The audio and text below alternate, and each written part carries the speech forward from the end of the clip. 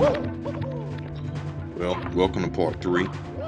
I'm going to start off by saying in general that in the 5th gen console wars between Nintendo, Sega, and Sony, the PlayStation 1 was indeed victorious. But the Nintendo 64 was a good system nonetheless, and so was the Sega Saturn. I never had a Sega Saturn though. The Nintendo 64 is my favorite system of all time, and if you take a look on eBay, you can see the Nintendo 64 is a quite popular item. Take a look at the games. Some of them are still increasing in value and sale price, of course, on eBay. My advice is any of the Nintendo 64 games you really like, if you have a system, go back and try to get those games if you no longer have them. Try to find original Nintendo 64 controllers, even though the control sticks do tend to go bad, and I'm dealing with a bad control stick as is, especially with these Bowser's toss stages where you have to toss them into the bombs. Control stick is acting up a little bit.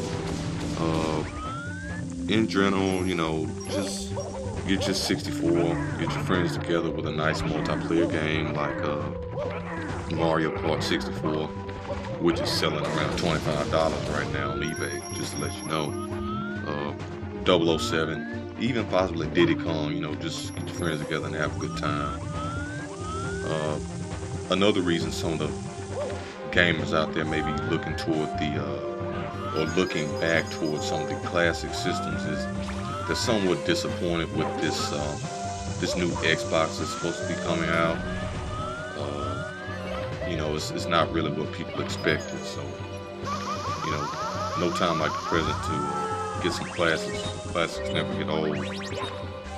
Kind of makes you wonder, like, how much further gaming can really go, how much better the graphics can really get. But what about the gameplay factor? What about the fun factor? And I think that's something that Nintendo always did a good job of, is keeping the games fun. As I said before, the Nintendo 64 wasn't as popular as the PlayStation 1, and even taking a look at the system after the N64, the GameCube, it wasn't as popular as the PlayStation 2, but it was a good system nonetheless. Underrated, but it did have good games, such as the Metroid series and some of the Zelda games. Some of the exclusive games really kept the Nintendo 64 and GameCube competitive with Microsoft and Sony. And of course, we can't forget Sega.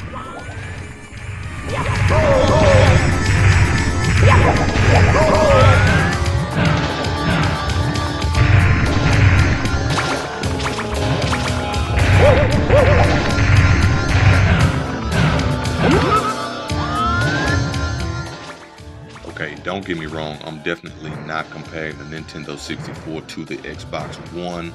I'm just simply saying that, classic gaming, retro gaming is increasing in popularity.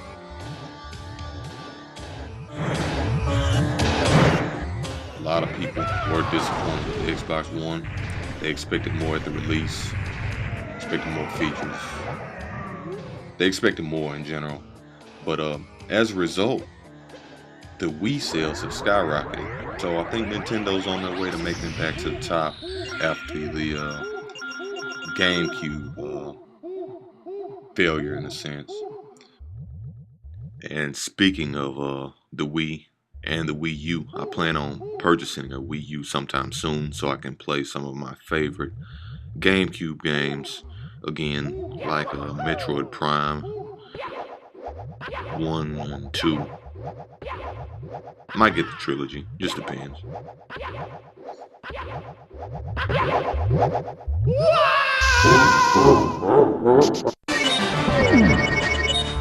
Mamma mia!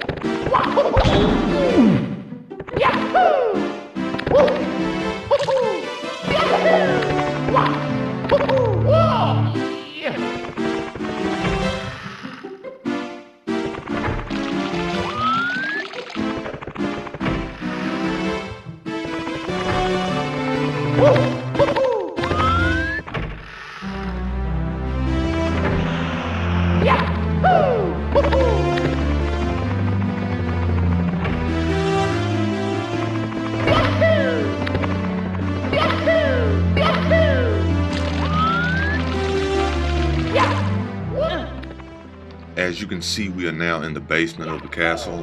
We've been here for a little bit, but this is where most of my favorite stages in the game are.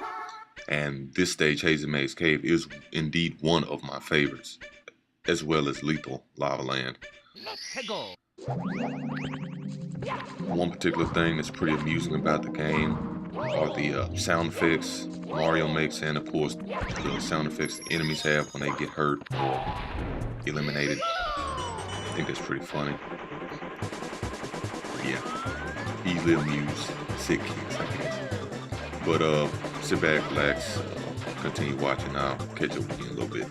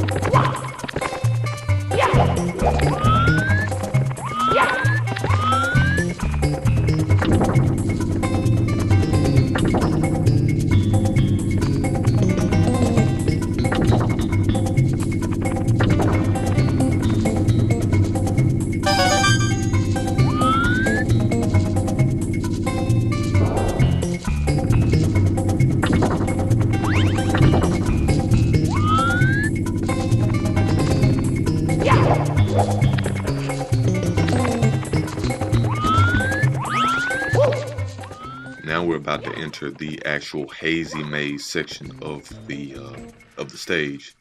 The music here changes in verse. It's a nice touch.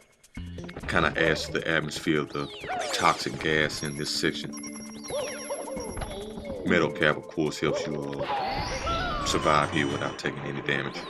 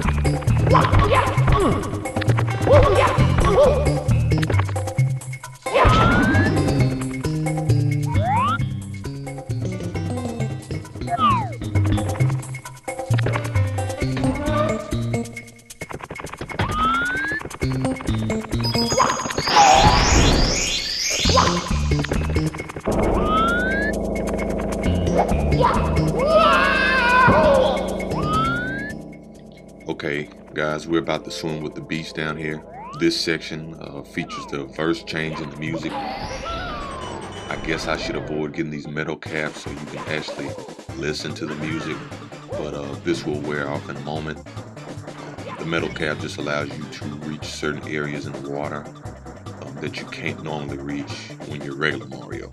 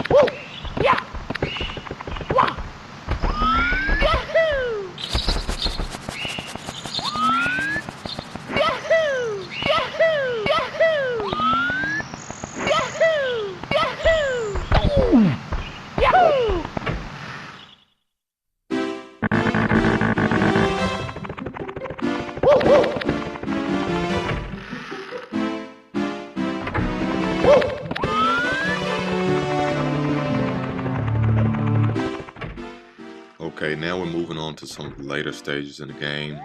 Difficulty starts to kind of really go up around this time. Wet Dry World, as you just saw the picture back there, not a major fan of it. Kind of have a love-hate relationship with that stage. I like the city section of that stage though. But that's about it. Music there is pretty nice. Anyway, just gonna fool around in this stage a little bit. Nice stage to troll around and have fun.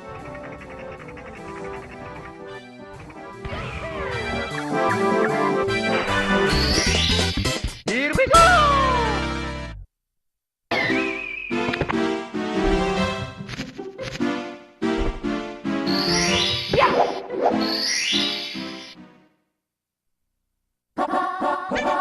Let's go! Anyway, just messing around with this cannon a little bit, testing some of my aiming skills. Knowing how to use the cannon and aiming properly will become of major importance in certain stages of the game. Anyway, catch me in part 4 of the series coming up soon. Thanks.